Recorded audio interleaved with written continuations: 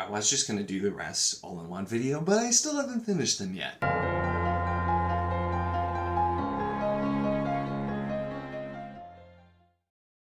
Hello and welcome to my channel. In this video we're going to be doing part 2 of the Winter of Advent, and this is going to be the next 8. And so I figure I did 8 for the first one, and originally I'm like, maybe I'll just do the rest, but I haven't finished them all yet because I got really behind. I was keeping up at first, and then just I had a lot of other stuff I was trying to get to. So I've caught up a bit. I still have a good chunk left, but I've done the next 8, so we'll do the next 8 now. So this one starts, and this one has more authors that I was familiar with and some that I was still new to, but this one starts with Border Crossing by A.R. Witham. This was not what I was expecting. I heard the name Border Crossing, and immediately I'm thinking of the Border Knights from his book, The Legend of Blackjack, which is YA, and also there's an upcoming, a new novella, and there was a novella of Tale of the Border Knight.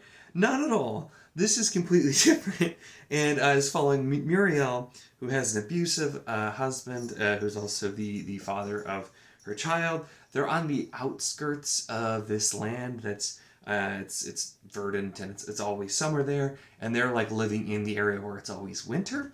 And apparently the reason why people don't live in the always summer place is because it's very dangerous, and there's like shades that will come and like steal your soul and kill you and that sort of stuff. So it was really, really super interesting. But she basically just, all she wants is to keep her daughter safe. And as things start to come up that she thinks will put her daughter in danger, she decides that she has to start taking some drastic measures. But this one was just wild. It was not what I was expecting. At the end, I'm like, what the heck?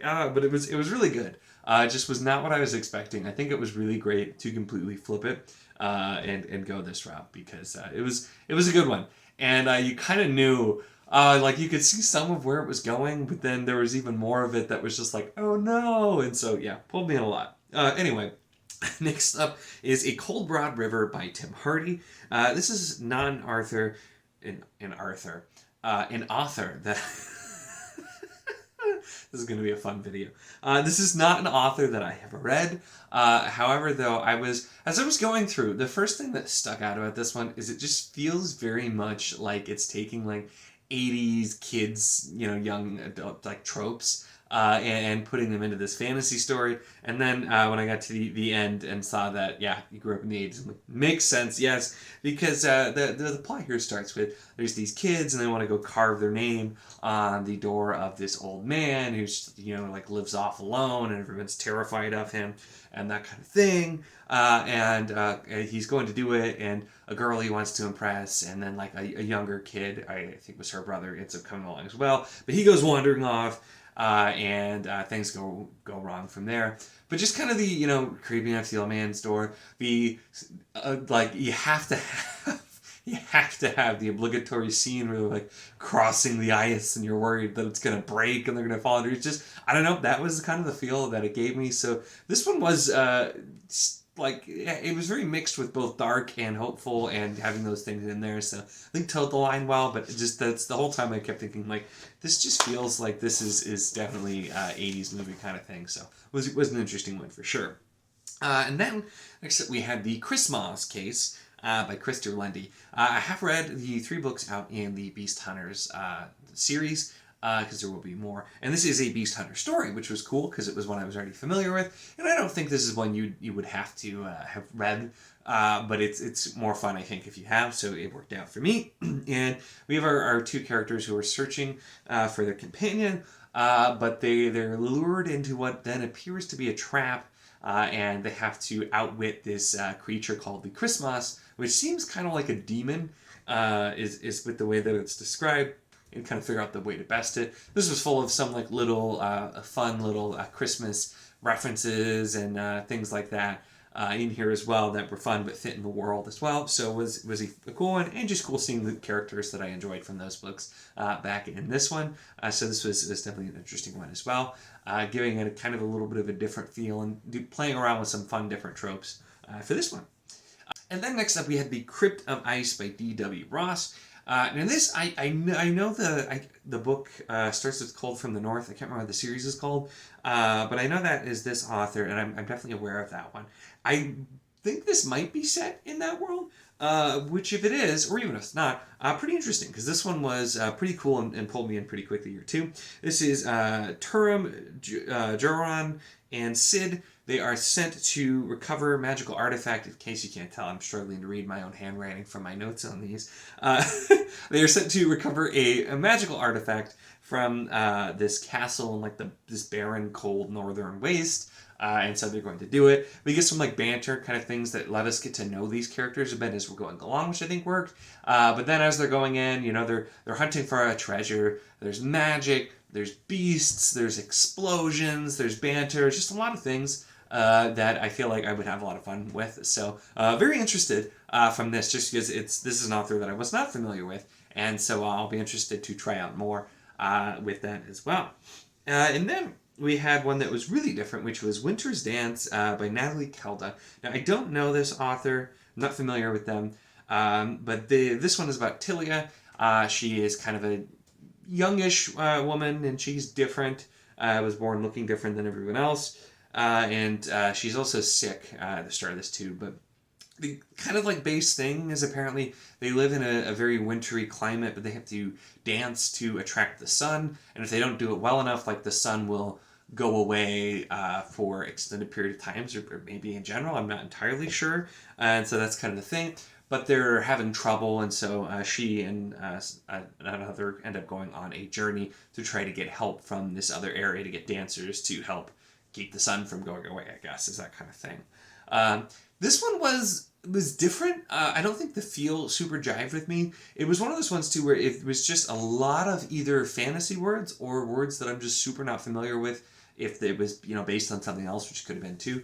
And so it just felt like there was a lot going on, but I felt like I was kind of thrown into the middle of a world, which sometimes can happen with short stories as well. So this didn't mesh super well. I should also note that there's a really big focus on dogs in this one too. I figured that is something other people might be interested in with as well. So this one was, I think, not for me, but it was interesting, and the writing style was super unique, which is always interesting to see some different writing styles. And then we had The Snowmaker's Child by Zach Argyle. So I've not been the biggest fan of his stuff so far, but I have read some of it.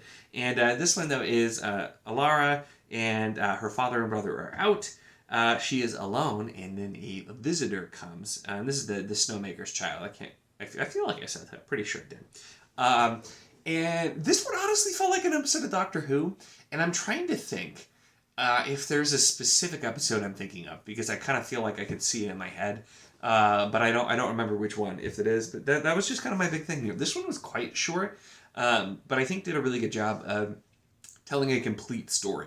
A lot of the other ones here, including some of the ones I've really, really enjoyed, are seeming to give us like an established character, established world, and for the most part doing a really great job. It's hard to do that, but this one was very short and was just kind of like, beginning end, telling us the whole very short arc in a really good way. So I think it was well done. Definitely reminded me of Doctor Who for whatever reason, but was an interesting one that was super quick to get through.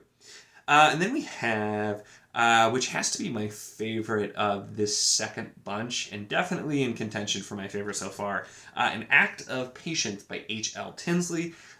This author I have read We Men of Ash and Shadow, which I loved. That was kind of a surprise for me. I still need to read the second book. And this reminded me even more so why I need to. But this one is about a prisoner.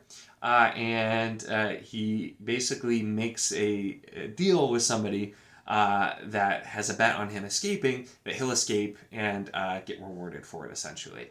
And he's previously escaped a lot, and so is kind of doing it, but we're focusing on that. And the kicker is that he's dying, and so he just wasn't going to escape this time.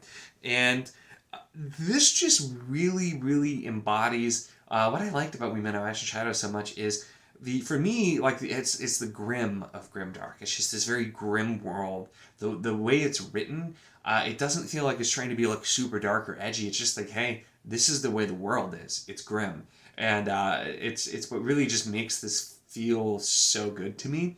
And the way this is written, the character and the everything that's happening, the kind of the strategies trying to escape from a prison, gives some really unique things, honestly. While you'd think, prison escape, it's something that's been done a lot, but gives a really unique feel to it too, which I also think is kind of hard to do with something like that sometimes, but does a fantastic job here in this one. And I really need to get to The Hand That Casts the Bone, I think is book 2 in Vanguard.